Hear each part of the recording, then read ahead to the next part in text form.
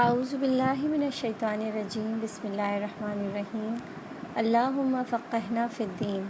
السلام علیکم ورحمۃ اللہ وبرکاتہ۔ قصہ حضرت ہود علیہ السلام۔ پیارے بچوں، حضرت ہود علیہ السلام حضرت نوح علیہ السلام کے بیٹے حضرت سام کی نسل سے تھے۔ طوفان نوح کے بعد جو لوگ بچ گئے تھے انہوں نے دنیا پر آباد ہو کر ایک نسل چلائی اور اسی نسل کا نام قوم عاد پڑا۔ یہ لوگ ساحل سمندر پر ریت کے ٹیلوں والے علاقے احقاف میں آباد تھے۔ اللہ تعالیٰ نے انہیں خوب لمبے چوڑے جسم، بہت سارا مال اور خوب ساری اولاد دی۔ وہ لمبے لمبے ستونوں والے محل بناتے تھے، جس کی وجہ سے انہیں قوم ارم بھی کہا جاتا ہے۔ لیکن بچوں، پتہ ہے انہوں نے کیا کیا؟ انہوں نے اللہ کا شکر ادا کرنے کی بجائے تکبر کیا اور کہنے لگے کہ ہم سے بڑھ کر بھلا قوت والا کون ہوگا۔ یہ لوگ ایک اللہ کی عبادت کرنے والے تو تھے، لیکن اپنے اس رویے کی وجہ سے رفتہ رفتہ شرک میں مبتلا ہو کر آخرکار بتوں کی پوجا کرنے لگے۔ اس پر اللہ تعالیٰ نے قوم عاد کی اصلاح کے لیے حضرت ہود علیہ السلام کو رسول بنا کر ان کی طرف بھیجا، اور حضرت ہود نے اپنی قوم کو ایک اللہ کی عبادت کی دعوت دی اور لوگوں کو اللہ کے ساتھ شرک کرنے سے منع فرمایا۔ آپ علیہ السلام کی دعوت توحید پر قوم کے کافر سرداروں نے معاذ اللہ حضرت ہود علیہ السلام کا مذاق اڑایا اور کہا کہ تم تو نادان ہو، ہم تمہیں اللہ کا رسول نہیں مانتے۔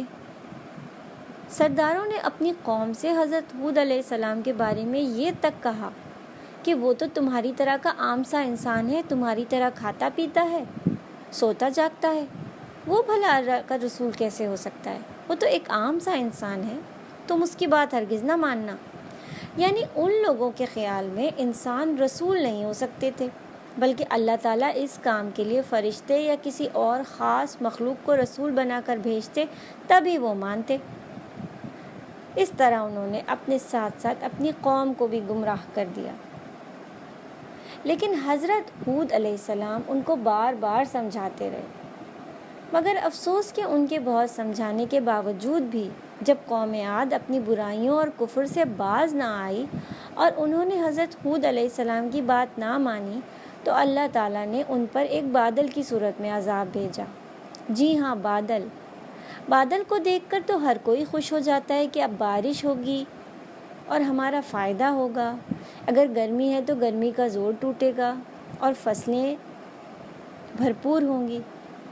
اسی طرح قوم عاد بھی اس بادل کو دیکھ کر خوب خوشیاں منانے لگی اور کہنے لگی کہ اب تو بارش ہوگی۔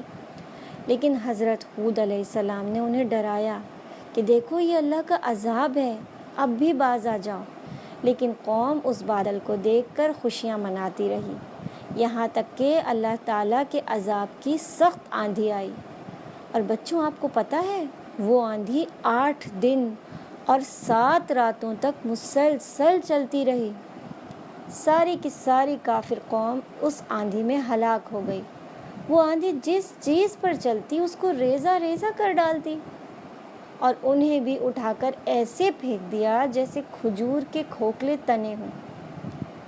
اس طرح ان کے تکبر اور کفر کی وجہ سے دنیا میں ہی ان پر اللہ کا عذاب آ گیا اور آخرت میں بھی انہیں سزا دی جائے گی۔